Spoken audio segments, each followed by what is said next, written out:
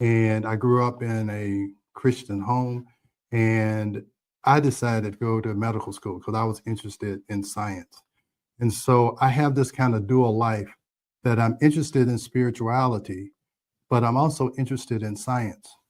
And way back in the 1600s, this doctor named Rene Descartes, he decided that, yeah, there actually was a spiritual part of everyone, but there was also the body, and the body was just like a broken clock. And you could totally fix the body, and you didn't have to worry about the spirit. And they let the church handle the spirit part, and then philosophy and medicine, they were only supposed to be focused on the body. Well, through my understanding, my recent understanding, you really cannot separate the two. Okay. In Chinese medicine, they honor the spirit, then they honor the mind, then they honor the body. Okay. So that's the last thing, because you have to start from the top down, not from the bottom up. So I'm going to bring back what Descartes separated. All right. So I'm the spiritual MD. All right. And I started this Ageless Blueprint because when I went to Egypt in December, I really began to understand spirituality and how spirituality has been passed down through the ages. I mean, through thousands and thousands of years. It's like the humans have always wanted to believe in something higher than themselves. And I think that's what motivates the body. That's what makes the body want to do something, makes it want to have a purpose. So I think in order to live a full life, you have to bring those three things back together. We have to understand how the spirit controls the mind and how the mind controls the body. And so we want to have the right spirit. That gives us the right frame of mind. And then that gives us the right physical expression of all of those three. So what separates those three? Well, I think the primary thing that separates the body and the mind and the spirit is stress. Right? We wrote two books. We wrote the book, Are Your Hormones Making You Sick? Talking about how disconnect or imbalance in the symphony of hormones and how they work together, that causes a lot of problems.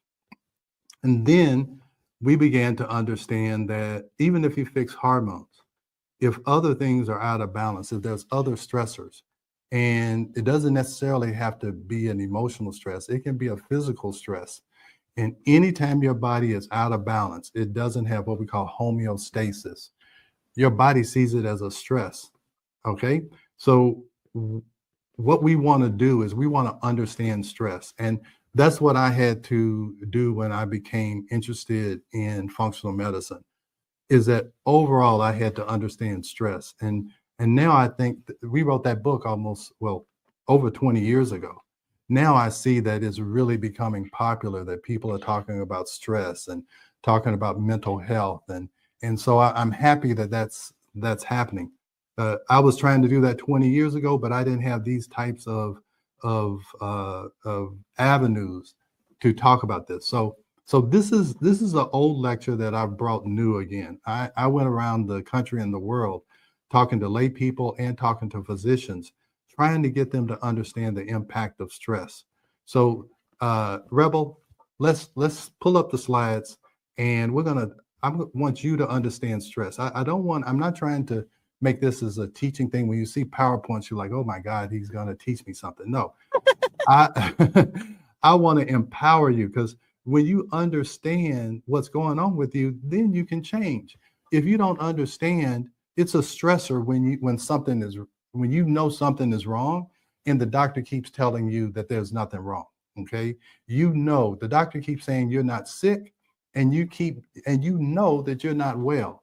So let's try and break up this frustrating relationship between doctors and patients. And when I began to understand stress and understand that was all most of the time the root cause of things, I began to like my patients, okay, because I understood them and they understood me.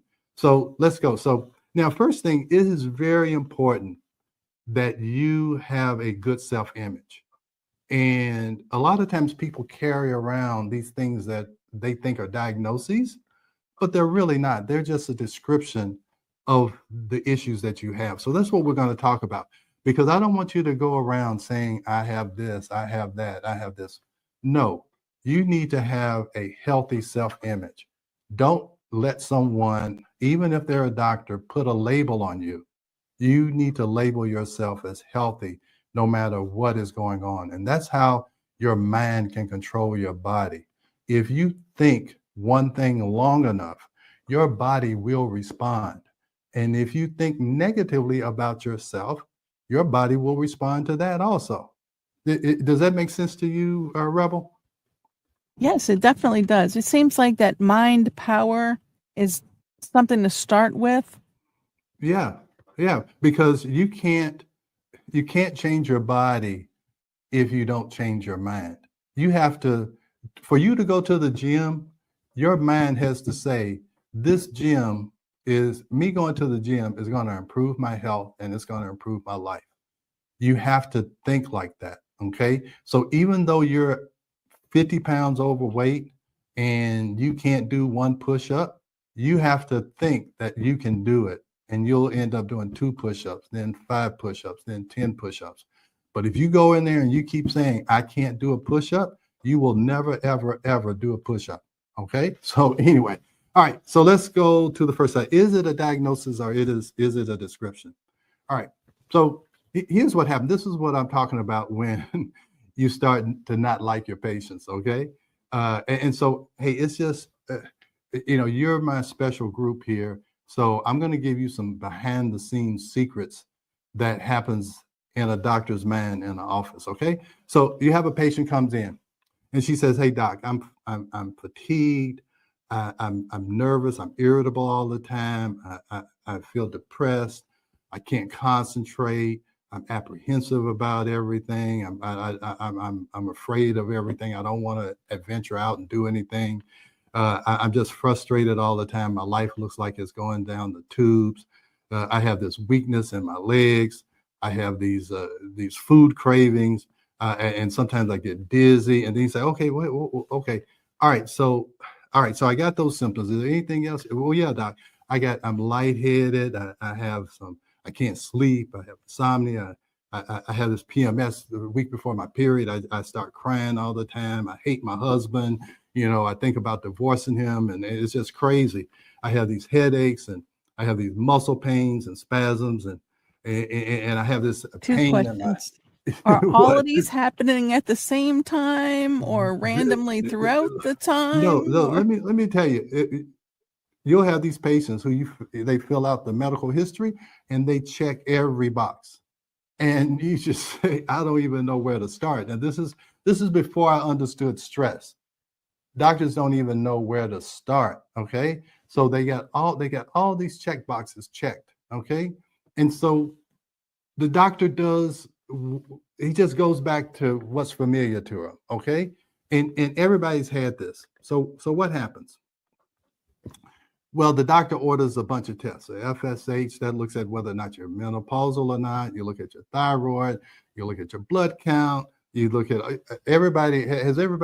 Rebel, have you seen all of these labs being ordered, or these are just the common labs? When you go into the doctor and say, we're going to order routine labs, and this is Dr. what they will order. I avoid doctors except for you. I guarantee you that anybody's listening or who will listen, they've had this full gamut of tests run. And let me tell you this, the doctor knows that they're going to all be negative, and the patient knows they're all going to be negative because they've been to 5 different doctors and they've all done the same test. All right. So the doctor has to go back. So you're going to come back in 2 weeks and the doctor has to tell you the results of those tests. And he's looking at your lab results before he goes into the room. And he says, oh my God, her labs looks better than mine. And so he goes in the room and he has to tell her, hey, I don't see anything wrong with you. And so then the patient goes through all those symptoms again. But doc, what about this? What about that? What about this? So here's the next thing that happens. He orders all of these imaging tests. Oh, you need an ultrasound. You need a CT scan. You need an MRI. You need an upper GI. endoscope. Now, you know what upper GIs and endoscopes are? That means they stick a long tube down your throat and look down your stomach, and then they stick one up your butt and look up the other side. Okay, so you've been poked and prodded in every orifice that you have.